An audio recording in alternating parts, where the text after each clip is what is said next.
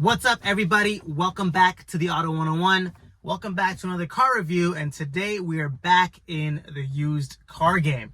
And what I mean by that is we are back with a review of what I feel is a very worthwhile used car to consider.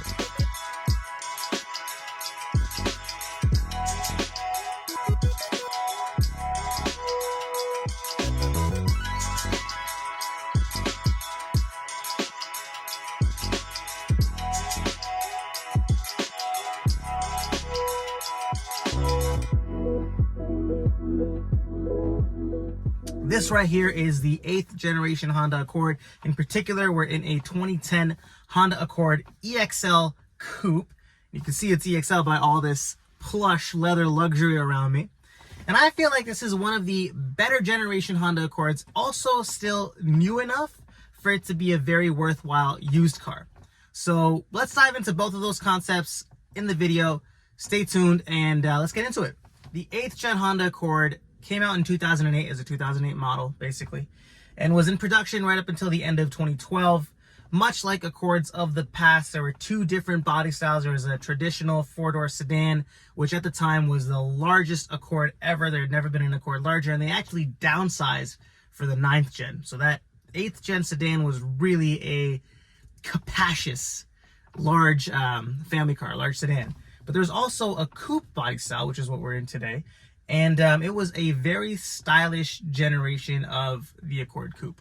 The powertrain options for this generation were pretty similar to what you had in the midsize category at the time. There was a more pedestrian inline four-cylinder version, right around 170, 180-ish horsepower, and a V6 that put out horsepower somewhere in the range of the mid-200s, right at around 260-ish horsepower.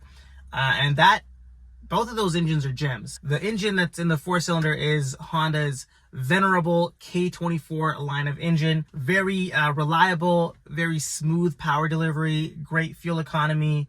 And with this generation, it was still paired with a fantastic traditional 5-speed automatic transmission. They had not yet moved to the CVT, so you still see very nice, smooth, precise shifts with this transmission, and paired with that K24 engine, it's just a gem. This particular model that we're in has that exact combination of powertrain, and it feels great. We've been driving around these San Francisco hills here. Never really feels like there's a lack of power, and this is an old car now, so there may be some horsepower loss that's happened, but it still doesn't feel like a slow, underpowered car. It feels great, responsive, peppy, terrific engine and transmission combination. Really no complaints with that. I'll also put the fuel economy figures right up here so you could take a look at how this generation has fared from a fuel economy perspective. There's a lot of data out there now, and it's pretty good, as you can see.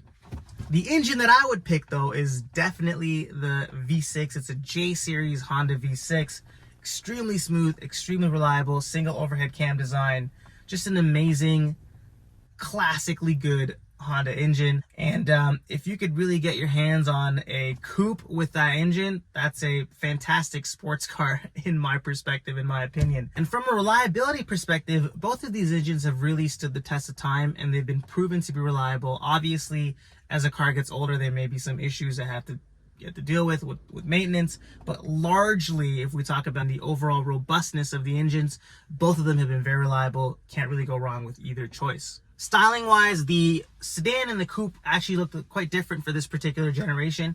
You can see that they had the same general theme, but the sedan was designed to look a bit more traditional, a bit more conservative, a bit more stately. It was also a very large car, like I mentioned earlier, so it had to really wear its styling language in a way that made it seem grand, and I think it did a good job of doing that. The rear end was a little bit weak on the earlier iteration of the 8th generation, but in the mid-cycle refresh, they kind of spruced it up a bit and made it look a bit more refined. On the coupe side, though, I think it's one of the best-looking Honda coupes ever made. It has a profile very similar to a C-Class coupe, looks terrific, and the way the taillights integrate with the rest of the body, it gives it a very smooth, flush look. Looks terrific in my personal opinion. The front end also retains the same aggressive Accord fascia that was similar to the sedan, but kind of made a bit more sporty and a bit more aggressive for the coupe. And overall, the cohesiveness with the front, The great side profile and the smooth integrated back end just makes for a very attractive coupe. And we're talking about a car that basically came out 15 years ago. So if you think about it from that perspective, I personally think the styling is held up really well. It still looks modern, it still looks fresh, it looked good when it was brand new, and I think it still looks terrific as a used car today. What's also held up really well is the interior. Firstly, it is absolutely massive in here. This was like I mentioned, the biggest Accord that I ever made at the time, and you could really see that size has paid dividends in terms of interior volume and interior space. As a driver here, 5'9", 5'10", just an immense amount of headroom, shoulder room, knee room, leg room, any kind of room that you can imagine. There is a plethora of room in this car. The sedan especially, it's huge. You're really not going to be lacking for any sort of space when it comes to the sedan. And as far as coupes go, I think it's one of the better places to be when it comes to the rear seat. The styling of the interior is also held up really well. It almost looks akin to more modern Acura designs in terms of the way the dashboard is laid out in this like swoopy shape.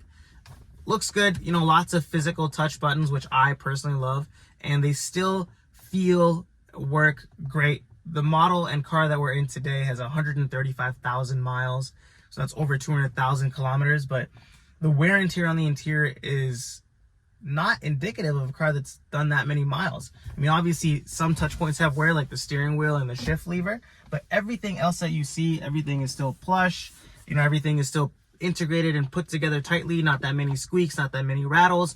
All the buttons, like I said, still have a nice weighting to them. No broken buttons, no faded fonts. And interior quality has really become a Honda hallmark, and you could really see it in this car. I mean, my favorite aspect about this car, and the reason why I mentioned as to why I feel like it's one of the better Honda Accord generations, is because of its handling and driving dynamics. Now, this car has what's called a double wishbone suspension setup.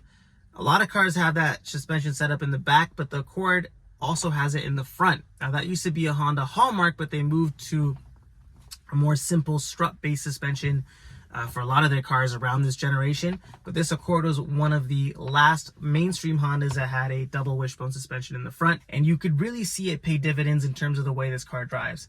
It really handles amazing. You could throw it into a corner, you could drive it through back roads. It feels planted, it feels easy to control, easy to modulate.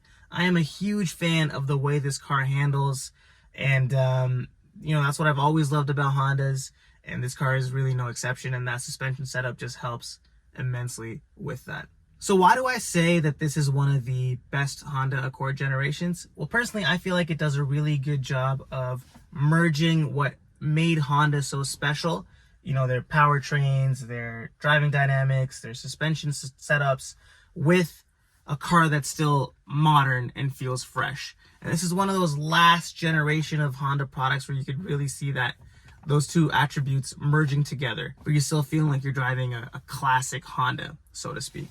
And that's why I really love this car so much. And for that exact reason, I feel like it's a great used car proposition. You get a driving experience that's from a different era in terms of the way the engine feels and the way the car drives, but still in a car that is packaged very much like a new modern vehicle. And because of the age of this car, you know, 2008 to 2012, there's been a lot of depreciation that's happened. So you could really pick up a 8th gen Honda Accord for a great price. And there's several reasons why it's a great used car to buy. Firstly, the versatility and options that you have. So if you want more space and more practicality, you can go for the sedan. If you want something that looks a little bit nicer, feels a little bit smaller to drive, you can go for the coupe.